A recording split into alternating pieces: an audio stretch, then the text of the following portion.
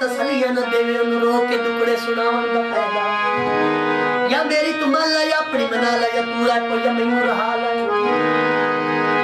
संगत गड्डी दे बराबर न थीरे पीछे थीरे होर के करीब देख के सलामत अल्लाह न सकीवे ते कंडिया ते पगड़ी अड़ावन का फायदा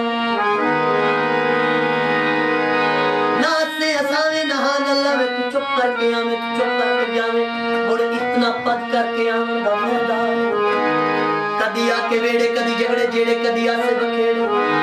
करके रसाइयां ते वक्त लड़नो मुड़ पैरां नू नप के मनावन दा फायदा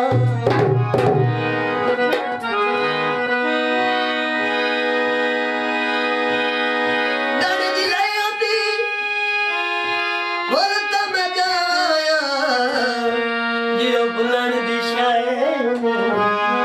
बोल ता मैं